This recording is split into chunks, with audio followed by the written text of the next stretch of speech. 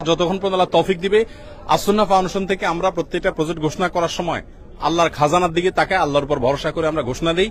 350 metric ton খাবারের order যখন করেছি তখন 3.5 টাকাও ফান্ডে নাই এই পারপাস। আগের বছরে কিছু টাকা আছে, এই বছরে নতুন 3.5 টাকাও আসে, অর্থাৎ এখন আমরা ঘোষণাই করি নাই। এই বন্যা কেন্দ্রিক কোন ঘোষণার আগে অলরেডি আমাদের প্রসেসিং এর জন্য অর্ডার দিয়ে ফেলছে, আল্লাহ ভরসা করি। এরপর আল্লাহ তাআলা আমাদেরকে নিরাশ করেন না, হয়ে যেতে থাকে। আর আমি সবসময় একটা কথা বলি, আসুন্নাহ ফাউন্ডেশন, অনেকে বলতে পারেন ভাই এত বড় স্কেলে কাজ করেন, টাকা আসে কোত্থেকে?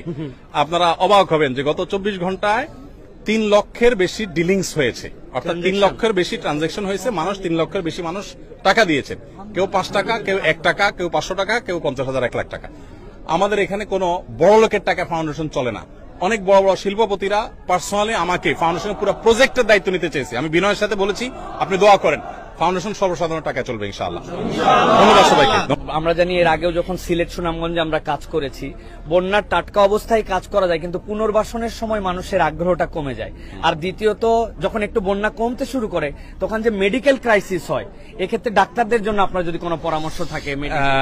মেডিকেল টিম আমরা ইনশাআল্লাহ গঠন করব, আমাদের প্ল্যান আছে, আর অনেকে করছেন, সেগুলো তারা করবেনই।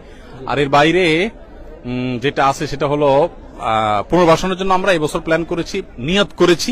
আমাদের কাছে ফান্ড যদি আল্লাহ মিলাই দেন পুরাটা, আমরা 4000 ঘর পুনর্বাসন করবো ইনশাআল্লাহ, যাদের ঘর হারা হয়ে যাবে তাদের জন্য। আর এমনিতে আলহামদুলিল্লাহ ত্রাণ তো চলবেই। ত্রাণ যেটা আছে এটা কোথায় গিয়ে ঠেকবে আমরা নিজেরাও জানি না।